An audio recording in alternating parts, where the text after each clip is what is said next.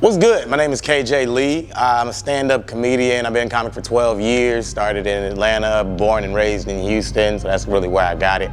My comedy type, I guess I'd say stories and family. I talk a lot about relationships. I talk a lot about my family. I talk a lot about situations that I've been in. I talk a lot of political stuff a little bit here and there, but it only works for the white people.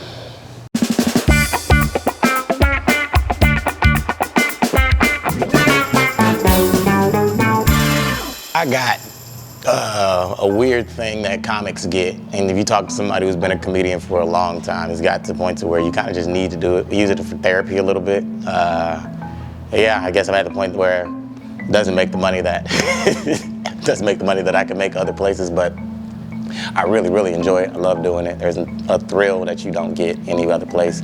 And then it's a different challenge. Like everything's in life you can do and fail at, but this is the most public failure you'll ever have. And like, it feels just as bad as the people in the crowd think. They're like, that shit looks like that's embarrassing. You can see it in their face. They be like, oh, I hate that for him. And that's legitimately how it feels to bomb. But the rush of actually getting the crowd to love and like what you were talking about and touch and feel it, it's a hard to explain feeling, but it's dope. Oddly, somebody else put me on stage.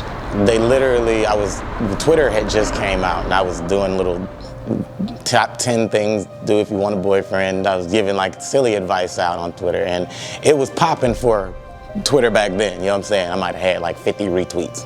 I'm killing the game.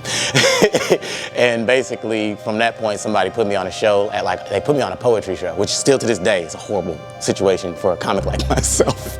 And they put me on a poetry show, so everybody's got neo soul vibes. I get up there and I'm telling the most ratchet, ignorant, Def Jam type comedy, and the ladies hated it. But it was like 5 dudes in the crowd and they was dying.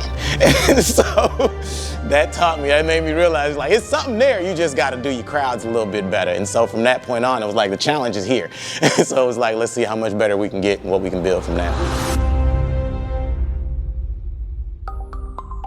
I've been doing comedy for 12 years, I think. I lost count. I started in 2011, it's 2013, that's about 12 years. It's 2023, it's about 12 years.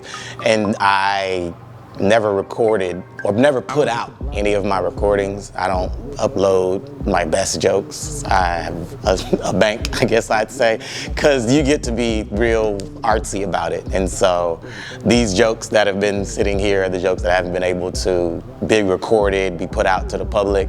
Actually, my funniest stuff that kind of lets you know where my mind completely is at hasn't been able to be put out. So when you come here, you'll see that stuff and you'll see it live, you'll see it in a very polished format, and it'll be recorded. And so you'll also be a part of helping me grow and attain a goal that I've always wanted to, where I can just live off of comedy, but live good, because I've just lived off comedy before, but nigga.